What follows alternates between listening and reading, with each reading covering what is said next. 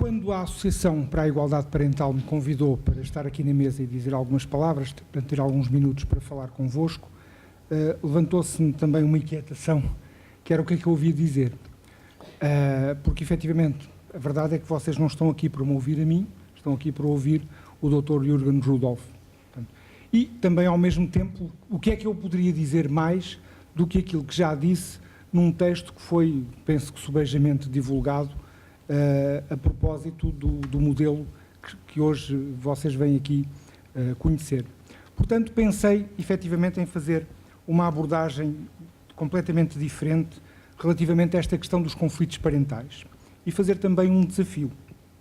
E perdoar-me-ão que leia, porque será a melhor maneira de, efetivamente, não ficar nada por dizer. Vivemos hoje uma época de crise. A crise financeira e a crise económica são os rostos mais visíveis que nos entram diariamente pela casa, é tema principal dos noticiários e que sentimos de forma evidente na redução do poder de compra das famílias e das empresas.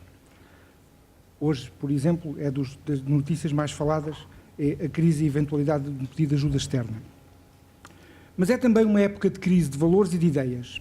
Sob o manto desta crise, fala-se também na crise da justiça e das instituições, para referir que é o próprio modelo de Estado que está em crise. Aqui, no entanto, prevalecem as crises económicas e financeiras. Money makes the world go round. E a preocupação da crise na justiça centra-se apenas nos tribunais de trabalho, nos tribunais de comércio ou naqueles onde se executam os créditos dos agentes económicos.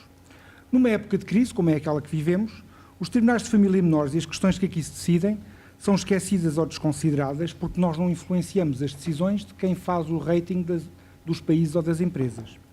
Numa época de crise, habituámos também a considerar que a escassez de recursos e de meios para tomar essas decisões é inevitável e duradoura. Isso mesmo referiu agora o Dr. Luís Silva.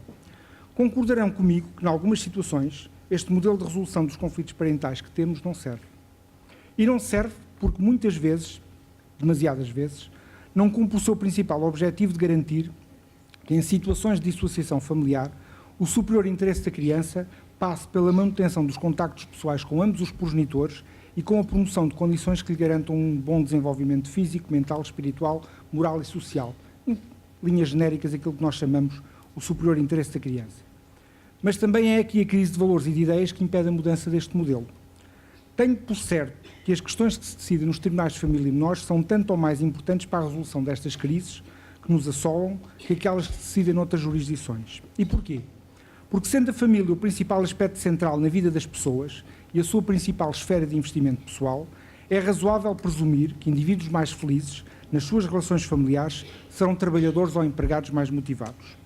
Sendo também a parentalidade uma âncora emocional das pessoas e uma fonte de gratificação para estas, pais e mães menos preocupados com os seus conflitos e que dividam as suas responsabilidades em relação aos filhos serão trabalhadores e trabalhadoras mais eficientes e produtivos. Se assim é, então boa parte da solução das crises, de todas elas, passará pela reflexão sobre um modelo que garanta que as nossas crianças crescem num ambiente estável e harmonioso e em que os principais responsáveis pelo seu desenvolvimento, não os tribunais, não os advogados, não os juízes, os pais, assumem e partilham plenamente as suas responsabilidades parentais.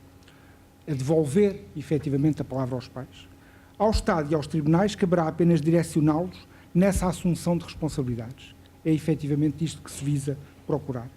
Então, teremos pessoas mais felizes, que serão, sem dúvida, sujeitos mais produtivos e profissionalmente motivados. Fala-se que, efetivamente, uma das razões da crise é a falta de competitividade das empresas.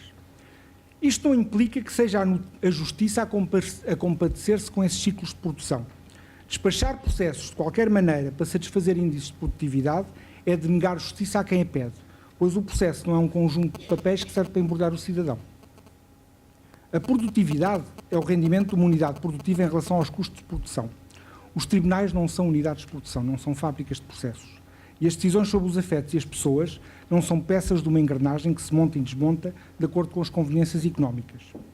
Contudo, se a crise financeira e económica é uma questão de credibilidade no aumento dos nossos níveis do produto interno bruto e da nossa atividade produtiva, então é na motivação pessoal e na autorresponsabilização dos pais e dos cidadãos que se deve apostar.